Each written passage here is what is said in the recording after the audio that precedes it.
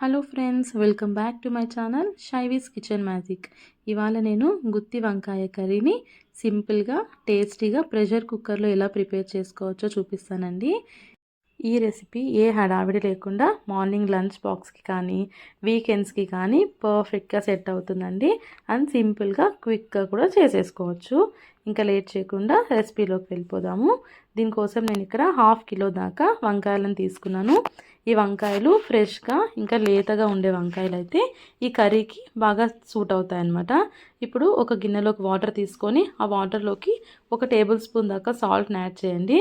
Add చేసిన తర్వాత మనం తీసుకున్న వంకాయలని ఇలా వీడియోలో చూపిస్తున్నట్టుగా 2 ఘాట్లు పెట్టుకోవాలండి. ఇలా ఘాట్లు పెట్టుకున్న తర్వాత వంకాయలు మంచిగా ఉన్నాయో లేదో చెక్ చేసుకొని దాన్ని ఉప్పు నీళ్ళలోకి వేసుకోవాలి. ఇలా ఉప్పు నీళ్ళలోకి వేయడం వల్ల వంకాయలు కలర్ మారకుండా ఉంటాయండి. ఇలా అన్నీ కట్ చేసుకొని సాల్ట్ వాటర్లోకి వేసుకొని దీన్ని పక్కన ఉంచుకోవాలి. ఇప్పుడు వంకాయలకు స్టఫ్ చేసుకునే మసాలా కోసము మిక్సీ జార్లోకి వేయించిన పల్లీలను 1 కప్పు దాకా తీసుకోవాలి. అలాగే 10 నుండి 15 దాకా వెల్లుల్లి రెబ్బల్ని, అలాగే 2 ఇంచుల దాకా అల్లం ముక్కలని, అలాగే 1 గుప్పెడు దాకా కొత్తిమీరని తీసుకోవాలండి. కొత్తిమీర ఎక్కువ వేసుకోవడం వల్ల ఈ మసాలా అనేది బాగా చిక్కగా వస్తుంది. ఇంకా టేస్ట్ కూడా చాలా బాగుంటుంది. అలాగే ఇందులోకి 1 టేబుల్ స్పూన్ దాకా ధనియాల పొడిని యాడ్ చేయాలి. తర్వాత ఒక చిన్న ముక్క ఎండు కొబ్బరిని, 1 ఇంచు చెక్క, 3 లవంగాలను కూడా యాడ్ చేసుకోవాలి. అలాగే ఇందులోకి రుచికి సరిపడా సాల్ట్ యాడ్ చేసుకోవాలి. ఇక్కడ నేను 2 టీ స్పూన్ల దాకా సాల్ట్ని యాడ్ చేశాను. అలాగే 2 టేబుల్ స్పూన్ల దాకా కారం పొడిని యాడ్ చేసుకోవాలి. ఈ కారం పొడిని మీకు కావాలంటే ఎక్కువ కూడా యాడ్ చేసుకోవచ్చు అండి. మీరు తినే స్పైస్ని బట్టి ఈ కారం పొడిని అడ్జస్ట్ చేసుకోవాలి. అలాగే 1 పావు టేబుల్ స్పూన్ దాకా పసుపును కూడా యాడ్ చేసేసుకొని ఈ అంతటిని మెత్తని పేస్ట్లో రుబ్బుకోవాలి. అవసరమైతే కొంచెం వాటర్ యాడ్ చేసుకొని మెత్తని పేస్ట్లో రుబ్బుకోవాలి. ఆ పేస్ట్ రుబ్బుకునే లోపు ఒక చిన్న నిమ్మకాయ సైజ్ అంత చింతపండును కూడా నానబెట్టుకొని పక్కన ఉంచుకోవాలి. చూడండి, పేస్ట్ని ఇలా నీళ్లు పోసుకొని మెత్తగా రుబ్బుకోవాలి. ఈ కన్సిస్టెన్సీలో ఉండాలి. ఎక్కువ థిక్గా ఉండకూడదు, అలాగని ఎక్కువ పల్చగా కూడా ఉండకూడదు. ఈ వంకాయలోకి స్టఫ్ చేసే విధంగా ఈ మాదిరిగా ఉండాలన్నమాట. ఇప్పుడు స్టవ్ పైన ఒక ప్యాన్ని పెట్టుకొని అందులోకి 2 టేబుల్ స్పూన్స్ దాకా ఆయిల్ని యాడ్ చేయాలి.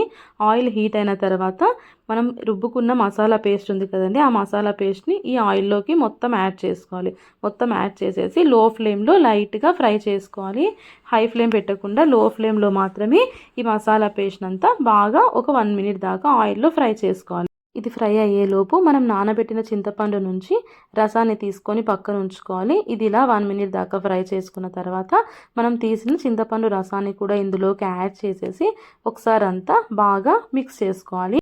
ఈ అంత ప్రాసెస్ని కూడా మనం సిమ్లో పెట్టే చేసుకోవాలండి, హై ఫ్లేమ్ పెట్టకూడదు.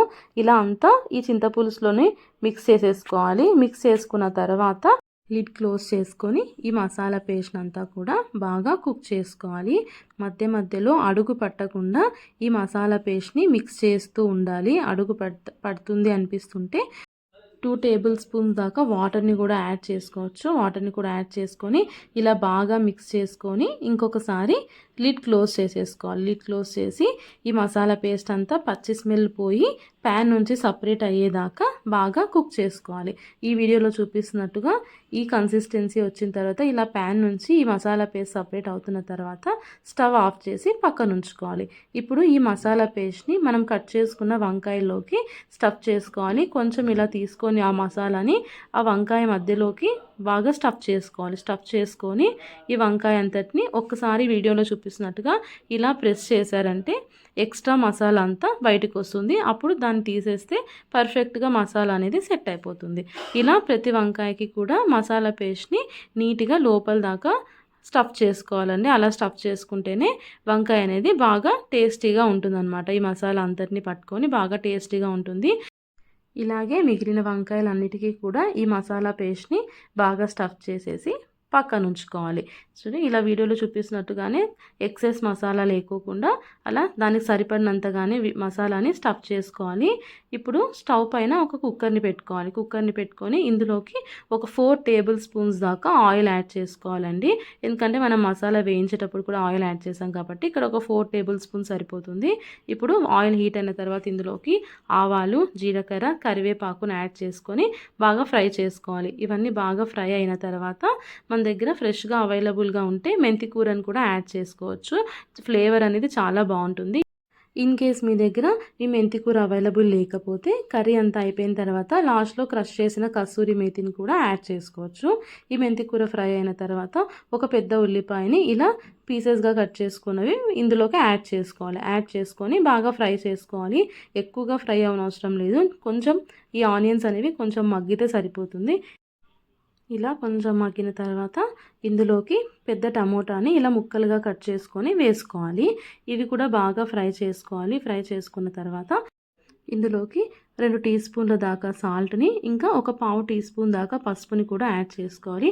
ఇలా యాడ్ చేసుకుంటే ఈ టమోటా అండ్ ఆనియన్ అనేటివి ఫాస్ట్గా కుక్ అవుతాయి అన్నమాట. సో ఇవన్నీ యాడ్ చేసుకున్న తర్వాత ఒకసారి అంతా బాగా మిక్స్ చేసేసి లిడ్ క్లోజ్ చేసేసి టమోటా ఫుల్ సాఫ్ట్ అయ్యేదాకా కుక్ చేసుకోవాలి.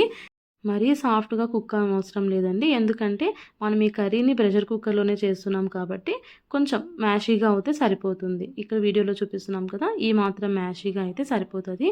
ఇప్పుడు ఇందులోకి మనము మసాలా పేస్ట్ స్టఫ్ చేసిన తర్వాత మిగిలిన మసాలా ఉంటుంది కదండి, ఆ మసాలా అంతటినీ కూడా ఈ ఆయిల్లోకి యాడ్ చేసేసుకోవాలి. యాడ్ చేసేసుకొని ఒక్కసారి ఈ టమాటో అండ్ ఆనియన్తో కలిపి బాగా మిక్స్ చేసేసుకొని కొంచెం వాటర్ యాడ్ చేసేసుకున్న తర్వాత, ఎక్కువ యాడ్ చేయకూడదు, జస్ట్ ఒక హాఫ్ టీ గ్లాస్ దాకా వాటర్ యాడ్ చేసేసి లిడ్ క్లోజ్ చేసుకొని లైట్గా మీడియం ఫ్లేమ్లో మగ్గించుకోవాలి.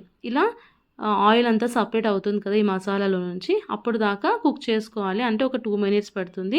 2 మినిట్స్ కుక్ చేసుకున్న తర్వాత ఒకసారి అంతా మిక్స్ చేసి మనం స్టఫ్ చేసుకున్న వంకాయలన్నిటినీ కూడా ఈ మసాలాలో నీట్గా అరేంజ్ చేసుకోవాలి. అరేంజ్ చేసుకొని ఒక్కసారి ఈ వంకాయలన్నిటినీ కూడా ఈ మసాలాతో పాటు మిక్స్ చేసుకోవాలి. ఈ మసాలా అంతా కూడా ఈ వంకాయలకంతా బాగా పట్టాలన్నమాట. అందాక మిక్స్ చేసేసుకోవాలి. మిక్స్ చేసేసుకున్న తర్వాత ఒకసారి లిడ్ క్లోజ్ చేసుకోవాలి. లిడ్ క్లోజ్ చేసుకొని ఈ వంకాయల మీద కొంచెం కలర్ చేంజ్ అయ్యేదాకా కుక్ చేసుకోవాలి. ఇక్కడ చూస్తున్నారు కదా, ఇలాగా వంకాయల మీద లైట్గా కలర్ చేంజ్ అవ్వాలి. అంతవరకు లో ఫ్లేమ్లోనే లిడ్ క్లోజ్ చేసుకొని కుక్ చేసుకోవాలి. ఇప్పుడు మనం మసాలా పేస్ట్ని ఫ్రై చేసుకున్న ప్యాన్ ఉంది కదండి, ఆ ప్యాన్లోకి ఒక 2.5 టీ గ్లాసెస్ దాకా వాటర్ యాడ్ చేసేసి ఆ వాటర్ అన్నిటిని కూడా ఈ వంకాయల్లోకి షిఫ్ట్ చేసుకోవాలి. ఈ వంకాయలన్నిటిని కూడా ఈ వాటర్లో ఒకసారి బాగా మిక్స్ చేసుకోండి. ఈ స్టేజ్లో ఏమన్నా ఉప్పు కారం తక్కువ అనిపిస్తే ఇప్పుడు అడ్జస్ట్ చేసుకోవచ్చు. అడ్జస్ట్ చేసుకొని కుక్కర్ లిడ్ క్లోజ్ చేసేసి విజిల్ పెట్టేసి ఒక జస్ట్ 2 విజిల్స్ మీడియం ఫ్లేమ్లో ఇప్పిస్తే సరిపోతుందండి. 2 విజిల్స్ మీడియం ఫ్లేమ్లో మాత్రమే. ఎక్కువ హై ఫ్లేమ్లో పెట్టేసి ఎక్కువ విజిల్స్ ఇప్పిస్తే వంకాయ అనేది ఫుల్ సాఫ్ట్గా అయిపోతుంది, ఈ కర్రీలోకంతా కలిసిపోతుంది, మ్యాషీగా అయిపోతుంది. కాబట్టి 2 విజిల్స్ మాత్రమే మీడియం ఫ్లేమ్లో ఇస్తే సరిపోతుంది. ఈ ప్రెషర్ అంతా పోయేసిన తర్వాత లిడ్ ఓపెన్ చేసి చూస్తే టేస్టీ మన గుత్తి వంకాయ కర్రీ రెడీ. ఈ గుత్తి వంకాయ కర్రీని చపాతీతో కానీ, రోటీతో కానీ, రైస్తో కానీ, ఆర్ ప్లెయిన్ బిర్యానీతో ఆర్ వెజ్ బిర్యానీతో సర్వ్ చేసుకుంటే చాలా చాలా టేస్టీగా ఉంటుందండి. మీరు డెఫినెట్గా ట్రై చేసి మీ కామెంట్ని నాకు తప్పకుండా షేర్ చేయండి. ఇంకా ఎవరైనా నా ఛానల్ని సబ్స్క్రైబ్ చేసుకోకపోతే డెఫినెట్గా సబ్స్క్రైబ్ చేసుకోండి, లైక్ చేయండి, ఇంకా మీ ఫ్రెండ్స్ అండ్ రిలేటివ్తో షేర్ చేసుకోండి.